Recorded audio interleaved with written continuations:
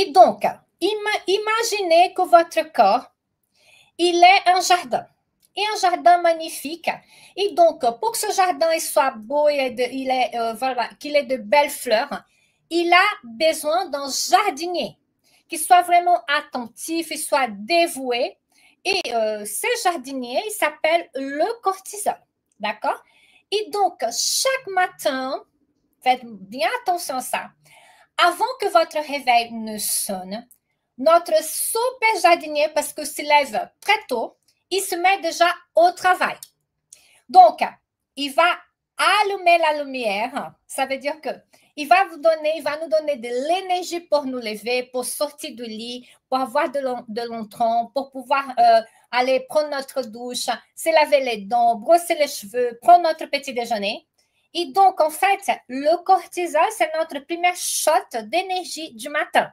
Parce qu'on se dit, on va faire du shot de curcuma, du vinaigre de cidre, du citron. Non, le premier shot qu'on a dès le matin, c'est le cortisol. Est-ce que c'est clair comme ça, les filles? Ça va? Ensuite, il va préparer le terrain de notre jardin.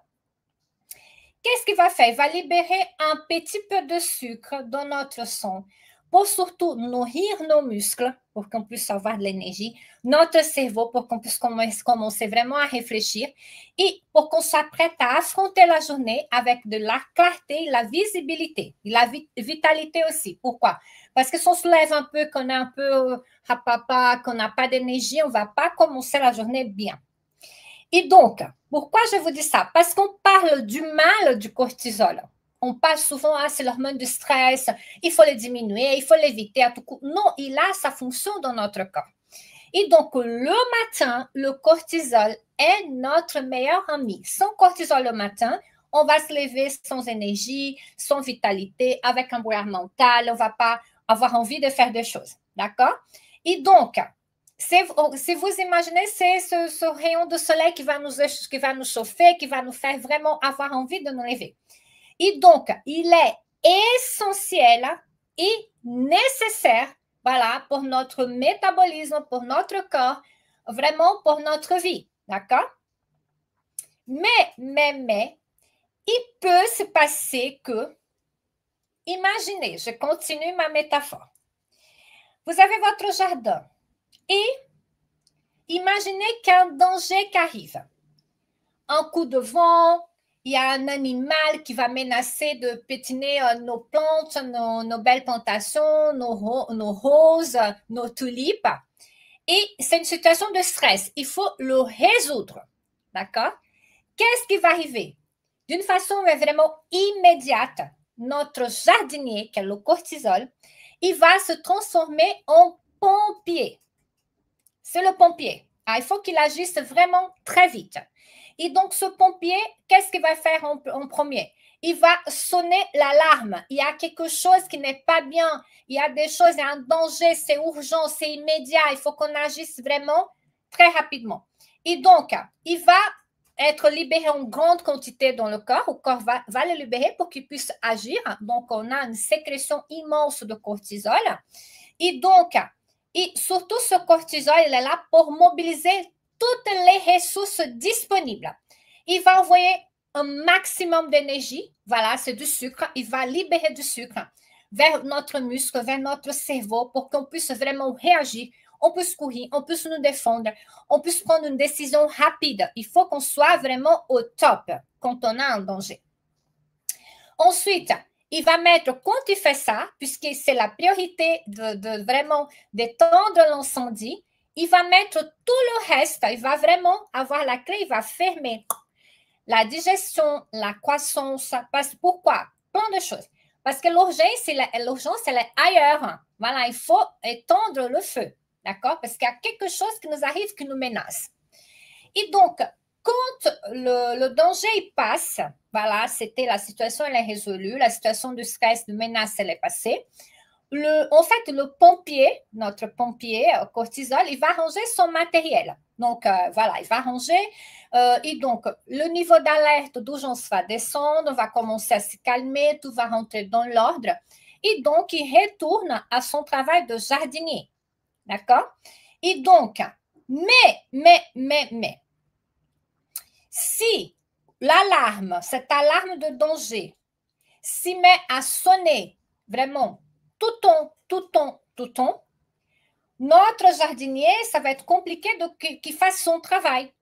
Il va être épuisé, il se met en mode grincheux, il commence à se plaindre, il n'est pas du tout content avec son travail parce que tout le temps, il est sollicité. Et donc, il n'arrive pas à faire son travail de base, qui c'est prendre soin du jardin.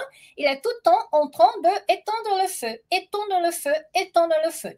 Et donc, il est complètement débordé. D'accord?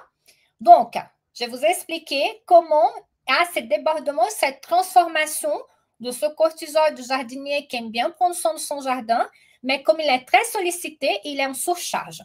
Et donc, c'est pour cela qu'on a un lien très étroit entre les stress chroniques, le cortisol élevé et la prise de poids. Et donc, je vais vous expliquer.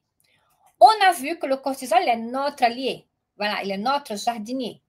Mais quand ce jardinier, il est épuisé, quand l'alarme d'incendie sonne sans arrêt, il va se passer quelque chose. On va appeler ça de stress chronique. Alors, vous toutes qui sont très stressées, voilà, qui l'alarme sonne tout le temps, tout le temps, tout le temps, là, c'est vraiment le moment de réfléchir, voilà, à faire quelque chose pour arrêter tout ça, d'accord?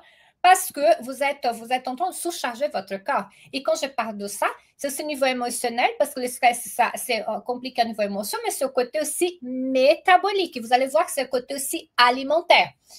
Et donc, quand je parle de stress chronique, je ne parle pas, par exemple, si vous avez une grosse dispute avec votre mari, ou avec votre fille, ou dans le travail, je ne parle pas non plus, vous savez, cette peur, cette trouille qu'on a avant qu'on va faire un examen voilà, de sang, ou qu'on va passer un test quelconque. Ce n'est pas du tout ça. Je parle de ce stress, en fait, qui est tout le temps là, qui s'installent jour au jour. Il y a des personnes qui n'arrivent pas à se déconnecter, elles sont tout le temps en train de stresser, elles sont tout le temps en train de ruminer, elles sont tout le temps en train de penser. Elles n'arrivent pas à se déconnecter. D'accord? Et donc, ça peut se passer un petit peu tous les jours. Soit on se lève trop tôt, on a les embouteillages, on a la pression au travail, c'est des toutes petites gouttes, voilà. La charge mentale de la maison, les soucis pour nos enfants, les parents et tout ça. Et donc, surtout, nous les femmes de plus de 40 ans, on a encore, ça vient se rajouter à tout ça, les bouleversements hormonaux de la préménopause, de la ménopause. Et tout cela sont, imaginez, comme je vous ai dit, imaginez de petites gouttes. Ce n'est pas une seule chose, c'est des toutes petites choses, des petites gouttes qui vont faire déborder le vase. Et donc, et là, les filles, quand le vase déborde, notre corps ne sait plus fermer le robinet du cortisol. Il ne sait plus. Parce que vous avez tellement demandé de votre corps. Vous avez tellement épuisé le jardinier qu'il ne sait plus s'arrêter. Et donc, on va produire du cortisol en continu. Est-ce que vous vous rendez compte? Il devait être produit que le matin et tellement on a épuisé notre corps qu'il ne sait plus fermer le robinet, va être produit en continu. Et donc, quand cela arrive, en fait, notre corps, nos hormones, cette hormone, elle ne sait plus faire la différence entre un vrai danger, par exemple, vous avez le feu de votre immeuble, il faut que vous sortiez tout de suite, et une journée surchargée, ça va être la même chose. Vous êtes en fleur de peau tout le temps, vous êtes stressé, vous êtes anxieuse, vous êtes nerveuse, vous êtes vraiment wow, voilà. Et donc, c'est comme si cette alerte rouge, elle était allumée en permanence. Et c'est là, mes amis, qui sont là aujourd'hui avec moi. Je vous remercie de votre présence. C'est là, mes amis, que les problèmes vont commencer. Ça veut dire que le cortisol, il est notre ami, il est nécessaire pour nous. Il va devenir un ennemi. Il va lancer des attaques tout le temps contre notre silhouette, mais aussi contre notre bien-être. Et donc, je voulais vous présenter, bien sûr, ce n'est pas une liste exhaustive, mais je vais vous présenter 3 plantes qui vont vous offrir des solutions anti-stress, anti-cortisol, équilibrer le cortisol. Et donc, bien sûr, il y a d'autres plantes, bien sûr, il y a d'autres protocoles, mais moi, je trouve que la nature, elle est merveilleuse. Elle a tellement de choses pour nous, il faut juste qu'on sache les utiliser, d'accord? Et donc, ces plantes, ce sont des plantes adaptogènes. Rafaela, qu'est-ce que c'est une plante adaptogène? Une plante adaptogène, c'est une plante qui va aider votre corps à gérer le stress. Elle va aider votre corps à se rééquilibrer, à être en harmonie. Ce n'est pas des plantes calmantes, ni des plantes excitantes. Ce sont des plantes rééquilibrantes. Ça veut dire que ça va rééquilibrer, d'accord? Votre corps, vos hormones et tout ça. Et donc, par exemple, vous avez des plantes excitantes comme le guarana. Vous avez des plantes calmantes comme la lavande. Mais ces plantes que je vais vous présenter, ce sont des plantes adaptogènes. Elles vont augmenter la capacité de votre corps à s'adapter face au stress. Et donc, vous serez moins stressé, vous allez produire moins de cortisol. Et donc, la première plante que moi j'aime bien, ça s'appelle l'ashwagandha. C'est une plante indienne. C'est une plante qui est très présente dans la médecine Ayurveda. Voilà, ayurvédique, Ayurveda. Et donc, elle est utilisée depuis des millénaires. Voilà, elle a vraiment cette capacité à vous apaiser sans vous laisser comme ça. Ce n'est pas du tout ça qu'on veut, parce qu'on a besoin d'énergie pour faire nos activités quotidiennes. Mais c'est une plante qui va réduire l'anxiété, ça va calmer les pensées, les gens qui pensent trop, voilà. Et ça va aussi, voilà, favoriser un sommeil profond et réparateur. D'accord? Donc, Rafaela, comment je sais que cette plante, elle est pour moi? Si vous êtes la personne, parce qu'il y a plusieurs types de stress, vous êtes la personne qui est toujours sur les nerfs. Ça veut dire que vous êtes toujours comme ça, nanana, nanana, vous avez besoin de harmonie, vous avez besoin d'équilibre. Donc, l'ashwagandha peut être pour vous. Si vous avez l'impression d'avoir le hamster qui court de votre tête de tous les côtés, l'ashwagandha peut être pour vous aussi. D'accord? Comment je peux l'utiliser? Et là, je vais faire une pause avant tout ça. Si vous avez une maladie chronique, si vous prenez des médicaments de traitement lourds, je pense aux anticoagulants, je pense si vous avez des immunosuppresseurs, vous avez vraiment une maladie que demande de l'attention. On ne va pas commencer un complément alimentaire sans parler à notre médecin ou à votre pharmacien. Pourquoi? Parce que les filles, je ne peux pas décrire toutes les maladies du monde, tous les traitements du monde. Mais vous savez vous-même, vous êtes un être individuel et vous savez ce que vous avez, les médicaments que vous prenez. Je vous donne des suggestions et après, vous allez, voilà, à votre pharmacie ou sinon, vous renseignez sur Internet, il y a plein de choses et vous allez voir si cette plante est adaptée pour vous ou pas. Donc, en poudre, l'ashwagandha, on peut la prendre en poudre. Elle est un peu amère, mais on peut la prendre en poudre avec un peu d'eau, dans un smoothie, dans un jus. Et donc, on va prendre entre 3 et 6 grammes par jour. On peut la mélanger avec un yaourt aussi, voilà. Et ou une boisson chaude, elle se mélange très bien aussi. Et donc, vous pouvez aussi la prendre en gélule. C'est plus facile. Et donc, en gélule, en général, on prend entre 300 et 500 milligrammes 1 à 2 fois par jour. Ça veut dire que cette plante, vous pouvez prendre le matin pour vous donner de l'énergie tranquille. Et vous pouvez la prendre aussi le soir pour vous mettre dans un état de relaxation pour dormir. Elle est polyvalente, cette plante. Elle est vraiment très bien. Et donc, vous pouvez commencer avec un dosage plus basse et augmenter progressivement. D'accord? Ensuite, qu'est-ce que je vous réserve? Quelle est l'autre plante que je sors? J'aime beaucoup. C'est la rhodiola. Et donc, la rhodiola, c'est une plante qui donne de la force, qui donne de la vitalité. Elle est idéale pour les personnes qui se sentent épuisées, vidées, avec une sensation de brouillard mental. Avant que vous me demandiez, Rafaela, on peut prendre la rhodiola et la ashwagandha ensemble? Oui, Voilà. Et donc, elle va aider à combattre la fatigue liée au stress, des personnes qui sont tellement stressées qu'elles sont fatiguées, améliorer la concentration, voilà. L'autre, c'est plutôt pour apaiser, pour apporter cette détente. Et la rhodiola va vous donner de l'énergie, mais une énergie aussi au niveau mental, d'accord? Par contre, la rhodiola, vous avez vu que la ashwagandha, on prend le matin et on peut prendre en soirée. La rhodiola, on ne le prend que le matin. Maximum matin et midi. On ne va pas prendre la rhodiola le soir, par exemple. Et parfois, je vois des compléments alimentaires qui ont de la rhodiola le soir. Non, c'est pas bon ça, d'accord? Et donc, on prend entre 200 et 400 mg par jour. Vous pouvez prendre 200 le matin, 200 à midi, voilà.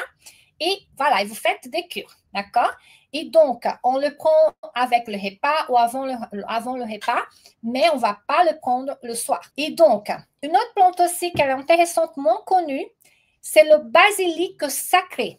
On appelle aussi le tulsi, Tulsi, le basilic sacré. Et donc, c'est aussi une plante ayurvédique, voilà, de la médecine ayurvéda, très intéressante. Et donc, elle va réguler le cortisol, mais d'une façon très douce. Voilà, elle va vous apporter de la détente, de la relaxation, mais elle va travailler sur votre corps de façon douce, d'accord? Et donc, c'est une plante qui est réconfortante, ces personnes qui ont besoin du réconfort, voilà. Et vous pouvez utiliser en tisane de basilic sacré, vous pouvez utiliser en forme de tisane le soir, donc faites votre petit rituel du soir aussi. Vous pouvez utiliser pour l'infusion 1 à 2 cuillères à café de feuilles, voilà, dans une tasse d'eau chaude. Et vous pouvez prendre le soir. Et si vous êtes très anxieuse, si vous avez un peu cette angoisse en vous, vous pouvez prendre aussi dans l'après-midi, d'accord? Le basilic sacré, il existe aussi en gélule. Et donc, entre 300 et 500 mg, voilà. Et vous pouvez prendre 1 à 2 fois par jour aussi, d'accord?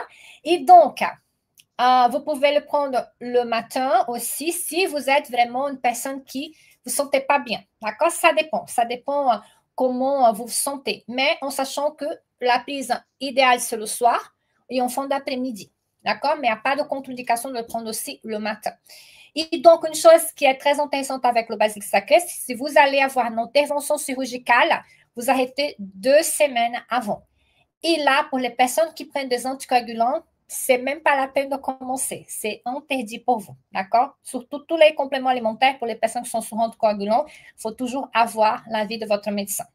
Et donc, pour le basilic sacré, en forme de gélule, en forme de poudre, voilà, comme vous voulez. Pour la tisane aussi, d'accord? Et pour ces compléments que je vous ai dit, vous pouvez le caser ensemble, mais une cure de minimum 6 semaines pour pouvoir avoir l'effet. D'accord?